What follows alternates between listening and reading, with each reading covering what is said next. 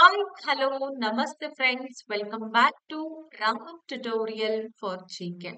S ಇವತ್ತಿನ ತರಗತಿಯಲ್ಲಿ ನಾವು ಟಿ ಪರೀಕ್ಷಾ ತಯಾರಿ 2025 ನೋಡ್ತಾ ಹೋಗೋಣ. ಸೊ ಈಗಾಗ್ಲೇ ಸುಮಾರು ನಿಮ್ಗೆ ಇದ್ರ ಬಗ್ಗೆ ಡೌಟ್ಸ್ ಗಳು ಕೂಡ ಇರುತ್ತೆ. ಅದನ್ನ ಕೂಡ ನಾನು ಈ ಒಂದು ತರಗತಿಯಲ್ಲಿ ನಿಮ್ಗೋಸ್ಕರ ಕ್ಲಾರಿಫಿಕೇಶನ್ ಮಾಡ್ತಾ ಇದ್ದೀನಿ. ಜೊತೆಗೆ ಪರೀಕ್ಷೆ ಬಗ್ಗೆ ಬಹಳಷ್ಟು ಡೌಟ್ಸ್ ಗಳಿದೆ. ಲೈಕ್ ಪರೀಕ್ಷೆ ಆನ್ಲೈನ್ ಆಗತ್ತಾ ಅಥವಾ ಆಫ್ಲೈನ್ ಆಗತ್ತಾ ಅನ್ನೋದ್ರ ಬಗ್ಗೆ. ಡೋಂಟ್ ವರಿ, ಎಲ್ಲವನ್ನ ನಾನು ಈ ತರಗತಿಯಲ್ಲಿ ನಿಮ್ಗೆ ಕ್ಲಾರಿಫಿಕೇಶನ್ ಮಾಡುವಂತ ಪ್ರಯತ್ನವನ್ನ ಮಾಡ್ತಾ ಇದ್ದೀನಿ. First of all, T 2025 notification ಯಾವಾಗ ಮೇಡಮ್? ಇದು ತುಂಬಾ ದೊಡ್ಡ ಕ್ವೆಶನ್. ಹಾಗಾದ್ರೆ ನೋಟಿಫಿಕೇಶನ್ ಬಗ್ಗೆ ಹೇಳೋದಾದ್ರೆ ನಿಮ್ಗೆಲ್ಲ ಗೊತ್ತೇ ಇದೆ. ಆಕ್ಚುಲಿ ಈ ವರ್ಷದಲ್ಲಿ ಜುಲೈ ಜೂನ್ ತಿಂಗಳಲ್ಲಿ ಆಗ್ಬೇಕಾಗಿತ್ತು. ಅನ್ಫಾರ್ಚುನೇಟ್ ಆಗ್ಲಿಲ್ಲ. ಯಾಕಾಗ್ಲಿಲ್ಲ ಅಂದ್ರೆ ಕೆಲವೊಂದು ಪ್ರೋಸೆಸ್ ಗಳು ನಡೀತಾ ಇದೆ, ಹಾಗಾಗಿ ಅಂತ ಶಿಕ್ಷಣ ಇಲಾಖೆಯವರ ಜೊತೆಗೆ ಮಾತುಕತೆ ಆದಾಗ ನೀಡಿರುವಂತದ್ದು. ಹಾಗಾಗಿ notification I think so next month first week or September ತಿಂಗಳಲ್ಲಿ ನಿಮ್ಗೆ ಆಗುವಂತಹ ಸಾಧ್ಯತೆ ಇದೆ. ಹಾಗಾದ್ರೆ ಅಲ್ಲಿವರೆಗೂ ನಾವ್ ಏನ್ ಮಾಡ್ಬೇಕು ಅಂದ್ರೆ ಪ್ರಿಪ್ರೇಷನ್ಸ್ ಗಳನ್ನ ಮಾಡ್ತಾ ಹೋಗ್ರಿ. ಯಾಕೆ ಅಂತಂದ್ರೆ ಮ್ಯಾಕ್ಸಿಮಮ್ ನಿಮಗೆ ಒಂದು 6 ರಿಂದ 7 ತಿಂಗಳು ಪ್ರಿಪ್ರೇಷನ್ಸ್ ಗಳು ಬೇಕಾಗುತ್ತೆ.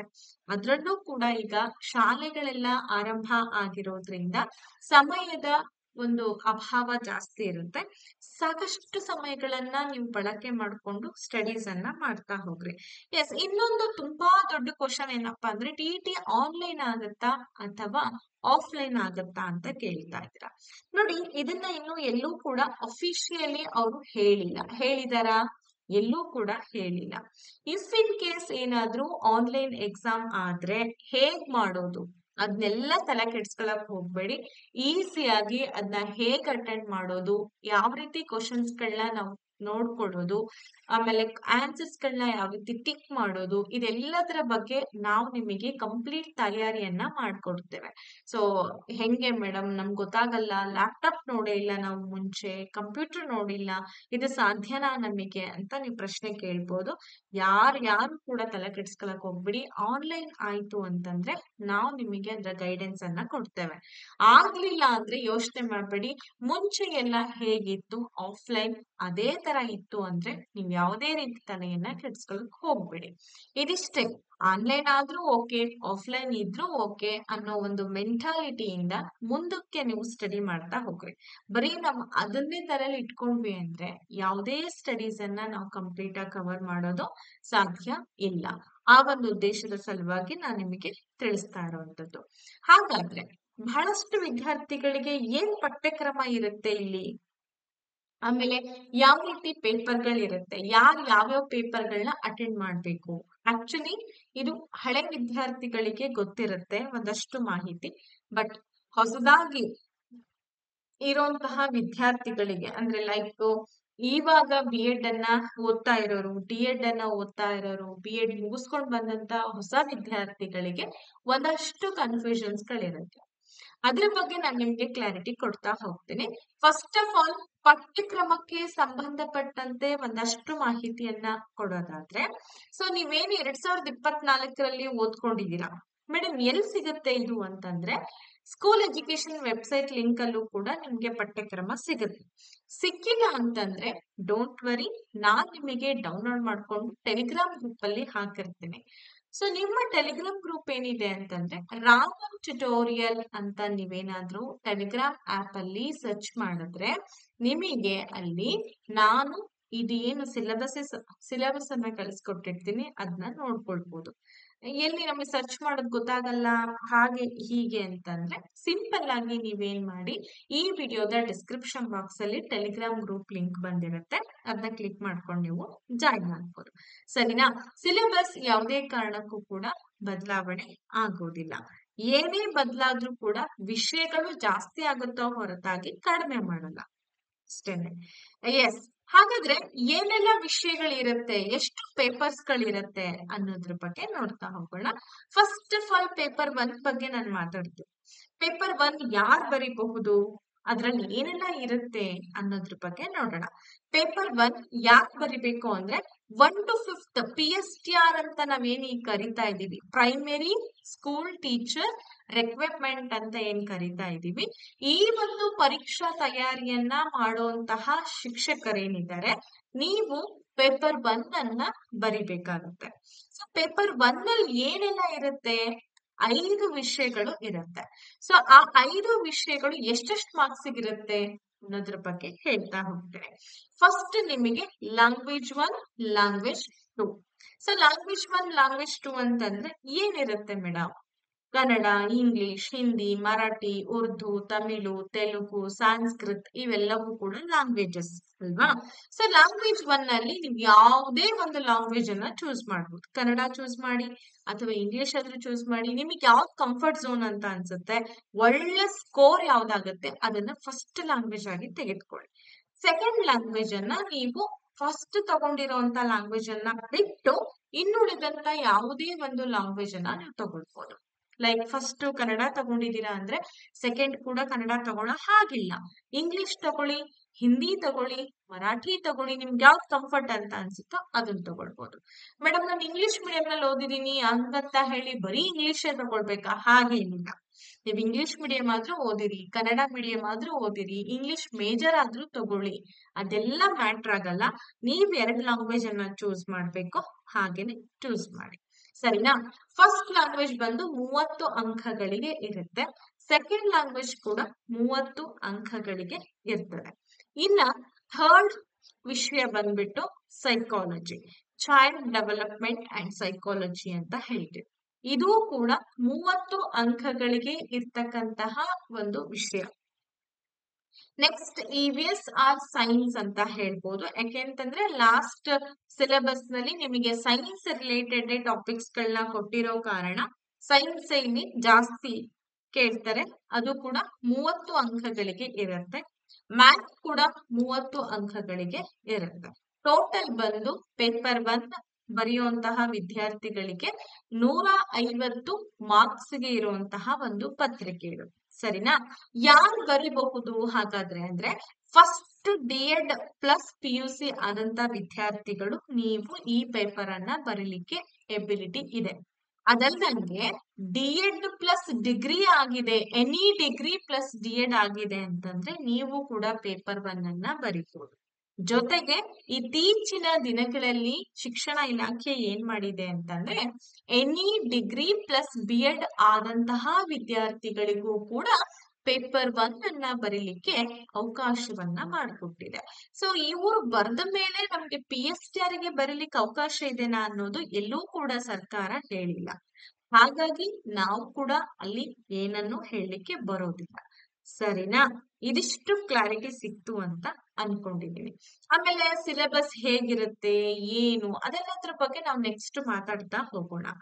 ಹಾಗೇನೆ ಇದಕ್ಕೂ ಮುಂಚೆ ನಿಮಗ ಒಂದು ವಿಷಯ ತಿಳಿಸೋದೇನಪ್ಪಾ ಅಂತಂದ್ರೆ, ಯಾವ್ದಾದ್ರು ಆನ್ಲೈನ್ ಪೇಡ್ ಕ್ಲಾಸ್ ನ ಅವಶ್ಯಕತೆ ಇದೆ. TET ಪೇಪರ್ 1 ಆಗಿರ್ಬೋದು, ಹಾಗೆ ಪೇಪರ್ 2 ಆಗಿರ್ಬೋದು. ಅವಶ್ಯಕತೆ ಇದೆ ಮೇಡಮ್, ನಮ್ಗೆ ಬುಕ್ಸ್ ಸೋರ್ಸ್ ಗಳು ಚೆನ್ನಾಗಿ ಸಿಗ್ತಾ ಇಲ್ಲ, ಒಳ್ಳೆ ಕ್ಲಾಸಸ್ ಬೇಕಾಗಿದೆ, ವಿಷಯಗಳ ಅರ್ಥ ಆಗ್ತಾ ಇಲ್ಲ, ಹೇಗೆ ಓದ್ಕೊಳ್ಳೋದು, ಹೀಗೆ ಸಾಕಷ್ಟು ನಿಮ್ಗೆ ಗೊಂದಲಗಳು ಇದೆ ಅಂತ ಅನ್ನೋದಾದ್ರೆ ನೀವ್ ಆ ಗೊಂದಲಗಳನ್ನ ತೆಗೆದುಹಾಕಿ ನಮ್ಮ ಆನ್ಲೈನ್ ಪೇಡ್ ಕ್ಲಾಸಸ್ ಗಳನ್ನ ಜಾಯಿನ್ ಆಗ್ಬೋದು. ಅತ್ಯಂತ ಕಡಿಮೆ ಫೀಸ್ ಅಲ್ಲಿ. ನಾವ್ ಈಗ ಓದಿಸುವಂತ ಮಕ್ಕಳಿಗೂ ಕೂಡ ಅಷ್ಟು ಫೀಸ್ ಅನ್ನ ಕಟ್ಟೋದಿಲ್ಲ ಅನ್ಕೊಳ್ತೀನಿ. ಒಂದು ಎಕ್ಸಾಮ್ ಅನ್ನ ಪಾಸ್ ಮಾಡ್ಕೊಳ್ಬೇಕು ಅಂದ್ರೆ ಸುಮಾರು ವರ್ಷಗಳ ಪ್ರಯತ್ನ ಬೇಕಾಗತ್ತೆ. ಆ ಎಕ್ಸಾಮ್ಗಳಿಗೋಸ್ಕರ ನಾವು ತಯಾರಿಯನ್ನ ಮಾಡಿಸ್ಕೊಡ್ತಾ ಇರೋವಂಥದ್ದು ಅತಿ ಕಡಿಮೆ ಫೀಸ್ ಅಲ್ಲಿ ನಾವು ನಿಮಗೆ ಕೊಡ್ತಾ ಇದ್ದೀವಿ.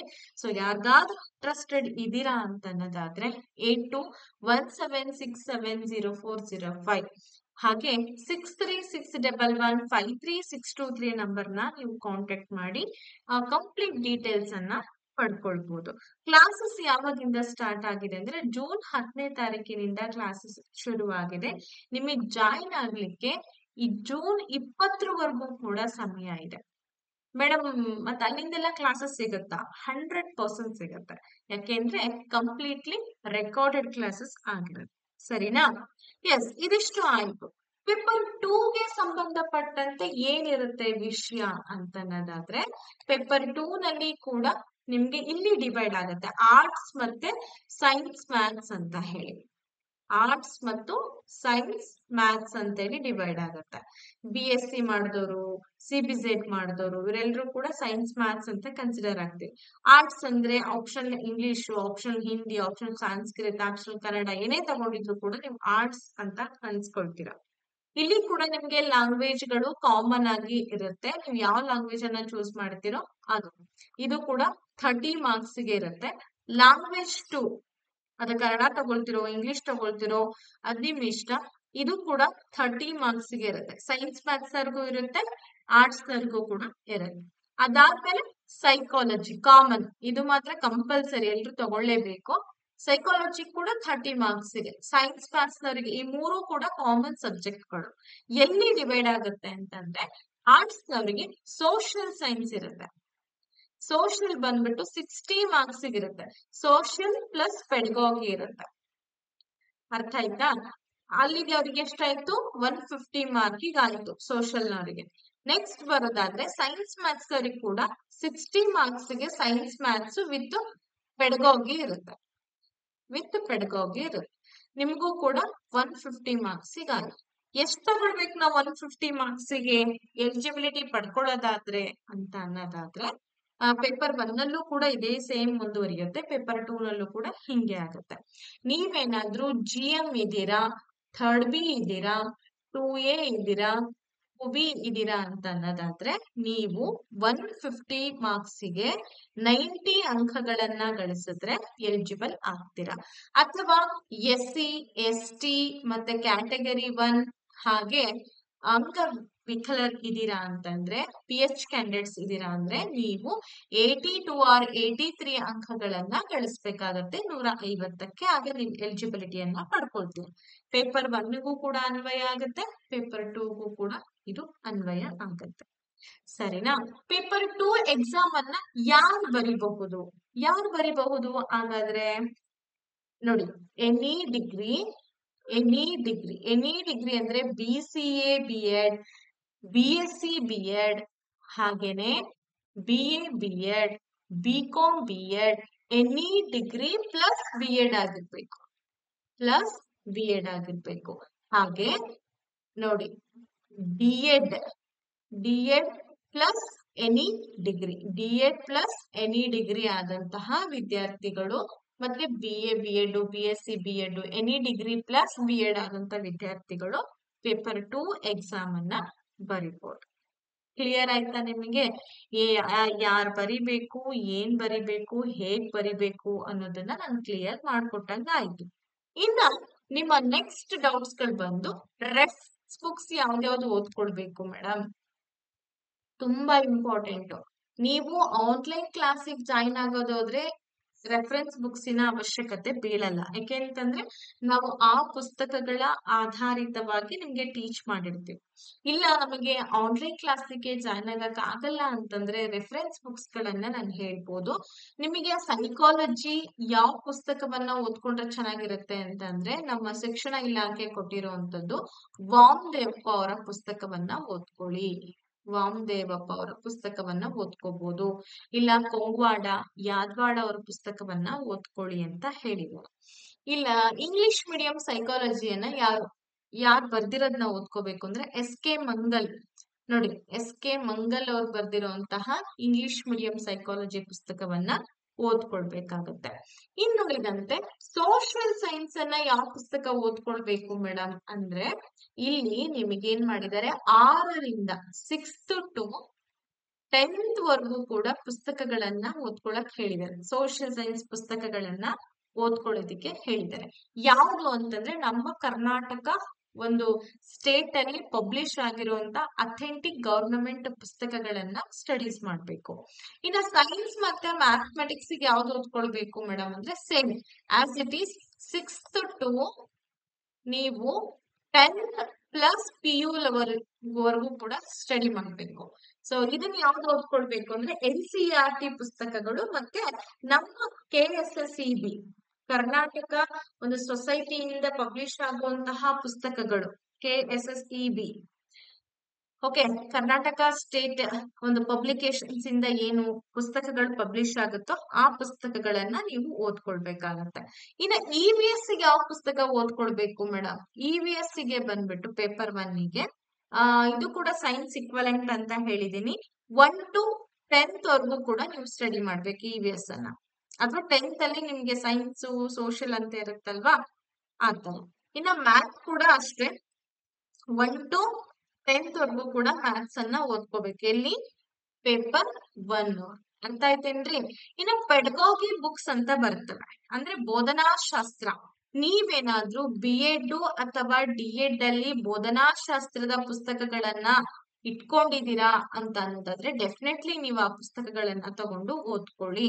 ಸೊ ಇಂಗ್ಲಿಷ್ಗೆ ಬೋಧನಾ ಶಾಸ್ತ್ರ ಯಾವ್ದು ಓದ್ಬೇಕು ಅಂತಂದ್ರೆ ಡಾಕ್ಟರ್ ಗೀತಾ ರಾಯ್ ಅಂತ ಇದೆ, ಅಥವಾ ಸಚ್ಚಿದಾನಂದ ಸಿನ್ಹಾ ಅವರ ಪುಸ್ತಕವನ್ನ ಓದ್ಕೊಳ್ಬಹುದು. ಇನ್ ಇಂಗ್ಲಿಷ್ ಪೆಡಗಾಗಿಗ್ ಮಾತ್ರ ಹೇಳ್ತಾ ಇರೋದು.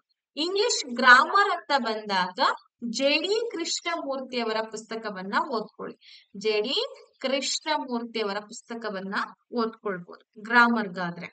ಓಕೆ, ಇಲ್ಲ ಅಂತಂದ್ರೆ ನೀವು ಇಂಗ್ಲಿಷ್ ಪೆಡಗಾಗಿ ಓದ್ಬೇಕು ಅಂದ್ರೆ ಡಾಕ್ಟರ್ ಗೀತಾ ರಾಯ್ ಆರ್ ಸಚ್ಚಿದಾನಂದ ಸಿನ್ಹಾ ಅವರ ಪುಸ್ತಕವನ್ನ ಓದ್ಕೊಳ್ಳಿ.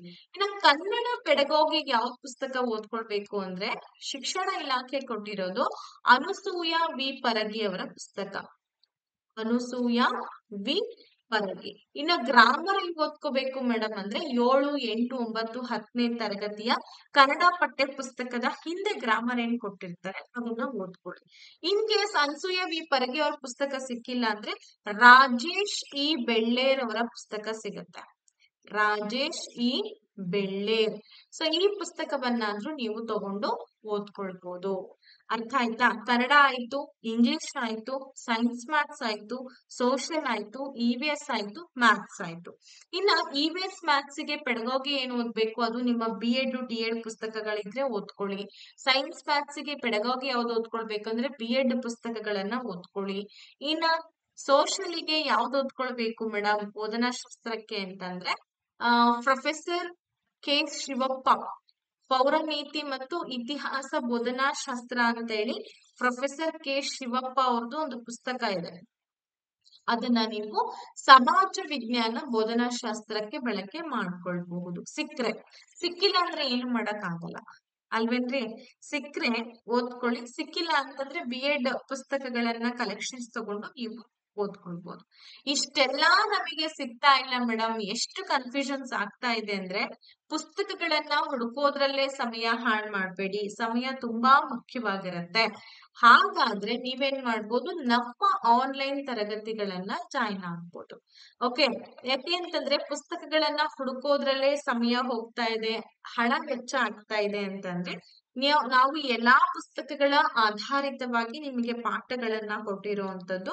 ಸೊ ಹಂಗಾಗಿ ನೀವು ಜಾಯಿನ್ ಕೂಡ ಆಗ್ಬೋದು. 82176704 ಹಾಗೆ 05 ಮತ್ತೆ 6361153623 ನಂಬರ್ನ ನೀವು ಕಾಂಟ್ಯಾಕ್ಟ್ ಮಾಡ್ಕೊಳ್ಬಹುದು. ಆನ್ಲೈನ್ ಕ್ಲಾಸಸ್ ಅನ್ನ ತಗೊಂಡ್ಬಿಡೋಣ, ಯಾವುದೇ ರೀತಿಯಲ್ಲಿ ತೊಂದರೆಗಳು ನಿಮ್ಗೆ ಇರೋದಿಲ್ಲ. ಸರಿನಾ? ಓಕೆ, ಮತ್ತೆ ಏನಾದ್ರೂ ನಿಮ್ಗೆ ಡೌಟ್ಸ್ ಗಳಿದ್ರೆ ನೀವು ನನ್ನನ್ನ ಕಮೆಂಟ್ ಬಾಕ್ಸ್ ಅಲ್ಲಿ ಕೇಳ್ಕೊಳ್ಬಹುದು. ನಾನು ಓನ್ಲಿ TET ಬಗ್ಗೆ ಮಾತಾಡ್ತಾ ಇದ್ದೀನಿ, PSTR ಬಗ್ಗೆ, HSTR ಬಗ್ಗೆ ಯಾವ್ದ್ರ ಬಗ್ಗೆನೂ ನಾನು ಮಾತಾಡ್ತಾ ಇಲ್ಲ.